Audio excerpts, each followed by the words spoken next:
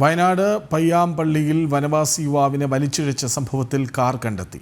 കാറിന്റെ ഉടമസ്ഥൻ കുറ്റിപ്പുറം സ്വദേശി മുഹമ്മദ് റിയാസിന്റെ ബന്ധു കണിയാമ്പറ്റ സ്വദേശി ഹർഷദിന്റെ വീട്ടിൽ നിന്നാണ് കാർ കണ്ടെത്തിയത്. പ്രതികളെ ഉടൻ അറസ്റ്റ് ചെയ്യും.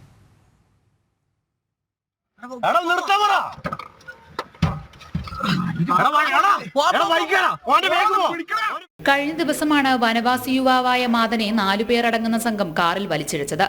കൂടൽക്കടവ് ചെക്ക് ഡാം കാണാനെത്തിയ ഇരുകൂട്ടർ തമ്മിലുണ്ടായ വാക്കേറ്റം തടയാനെത്തവെയാണ് സംഭവം. കുറ്റിപ്പുറം രജിസ്ട്രേഷനിലുള്ള സെലേറിയോ വാഹനത്തിലെത്തിയ യുവാക്കളാണ് മാദനെ റോഡിലൂടെ വലിച്ചിഴച്ചത്. വാഹനം നിർത്താതെ പോവുകയായിരുന്നു.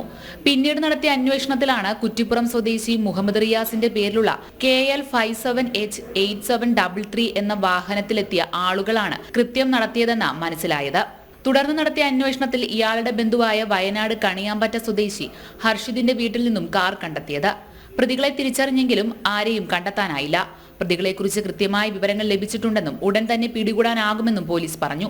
സാരമായി പരിക്കേറ്റ വനവാസി യുവാവ് വയനാട് മാനന്തവാടി മെഡിക്കൽ കോളേജിൽ ചികിത്സയിലാണ്. ജനം, വയനാട്.